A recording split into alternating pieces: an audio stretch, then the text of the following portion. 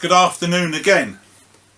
Here I am at St John's vicarage in Worksop with my cup of tea and my bickies. So welcome to afternoon tea with the vicar.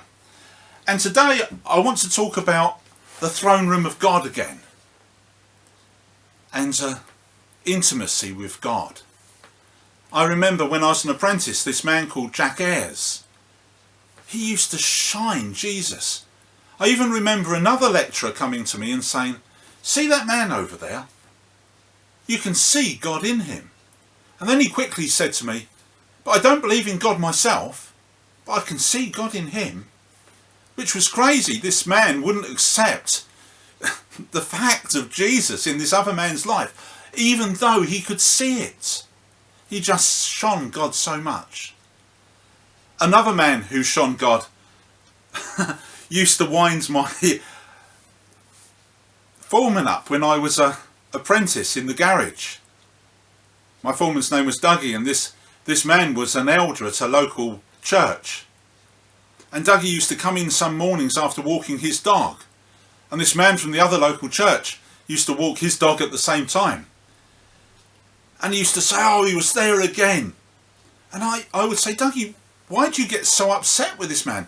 He says, he struts around like he owns the place, and his face is always happy, and he always seems so happy and upbeat.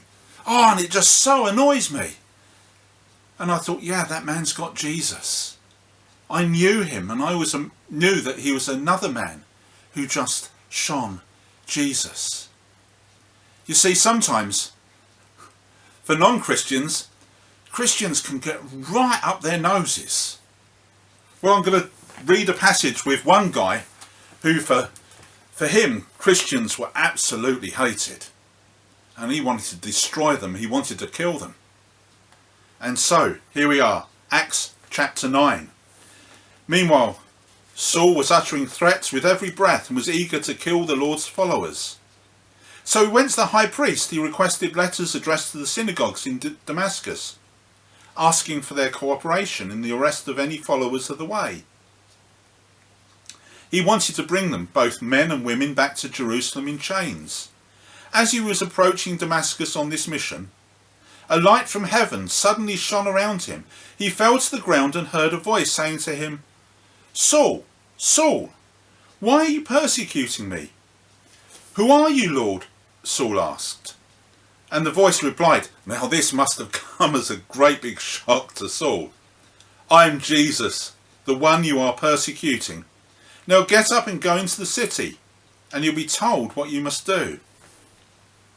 The men with Saul stood speechless, for they heard the sound of someone's voice, but saw no one.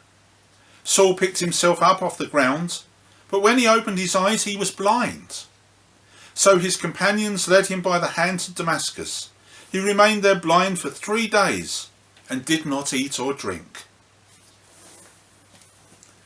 You see, Saul, or as he was later to be called, Paul, had that glimpse of the throne room of God, saw Jesus, and his life was forever changed. From being a persecutor to being a practitioner of the faith.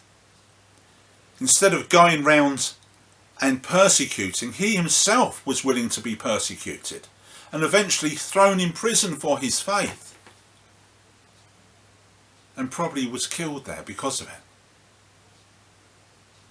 He found something so special in that throne room. And all those 3 people that I've mentioned, the man who annoyed Dougie, Jack Ayres, the lecturer, and Paul, had something in common.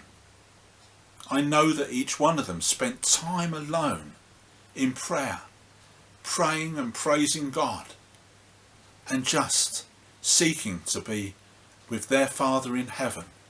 And that's what I'm asking you to do today. Spend more time with God.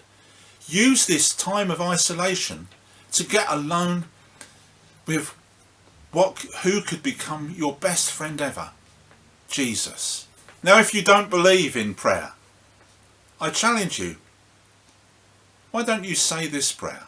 Even if you don't believe in God. Say, God, I'm not sure if I believe you. In fact, I'm pretty sure I don't.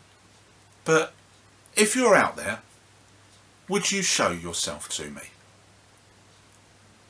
And if you like the idea of God, I think he could well reveal himself to you. So, let's remember, in these times, faith over fear and peace over panic. Amen.